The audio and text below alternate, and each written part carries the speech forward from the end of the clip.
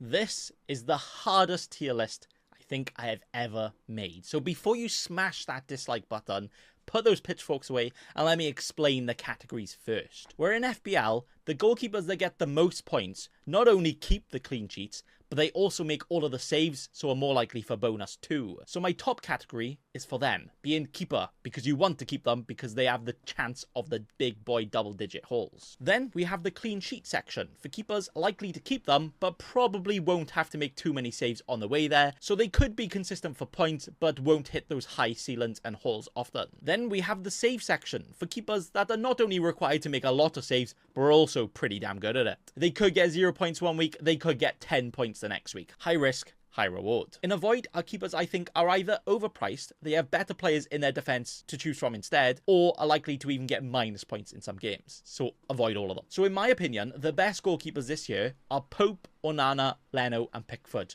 Yes, I am saying that. We all know what Nick Pope can do in FPL, and he's only 5 million this year because he was injured last season. If he wasn't, he would definitely be 5.5. So he could definitely be the one. Onana still scored very well last year, despite Man United being absolutely wibbly-wobbly at the back, so he has the potential. Then Leno and Pickford, I personally wouldn't pick them here, but they have proven that they do keep the clean sheets and they do make the multiple saves. So yeah, they had to go here. The clean sheet section sees keepers that the experts and the nerds like myself seem to avoid, but the casuals are all over. They are the keepers keeping the basic 6 or 7 pointers almost every week because they're playing for the teams that don't require a lot of saves to be made, but still keep those clean sheets so they still get the points. But because they play for the big teams, their value is just not it, and you're usually better off going for some of the other keepers instead. However, if we do know who the Chelsea goalkeeper is, they could be the exception to this rule, as a 4.5 million goalkeeper for them could very well be the man to jump on for all of us. The save section is the ultimate gamble. These are the keepers that can reach the 10, 12 pointers from just one game, making up for the fact that they probably will keep less clean sheets. I like Muric and Areola the most out of these, and if it wasn't for their opening fixtures, I would say they are the best goalkeepers to choose for game week 1 by far, but their fixtures aren't there, so never mind. And the rest of them could also be good, but there's actually no standout options this year at 4.5. Then the avoid.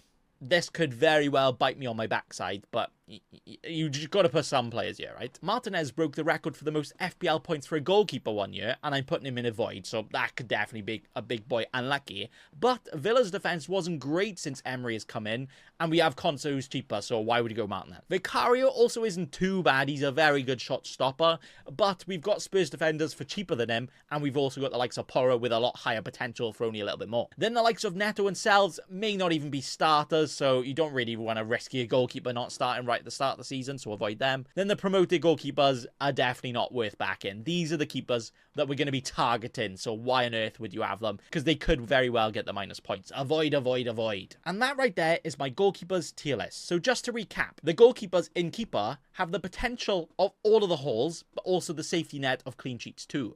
The clean sheets are the safe boring picks that could do well, but not going to get the massive hauls. The save section has the highest upside, the players that could be risky, not clean sheets every week, but when they do, all of the points. Then avoid or avoid. Choosing your goalkeeper actually seems to be quite hard this year, so honestly, if you're undecided, I would suggest just choosing any of the cheaper options that are definitely going to start, as at least then you're spending your money on the players you actually care about, because usually there's not too many points between goalkeepers, so it doesn't matter too much. But that's going to be all. You can remix and make your own version of this tier list via the link in the description. Thanks for watching, and also remember, don't be a cheeky scrub. Subscribe to Nathan Bacon right now.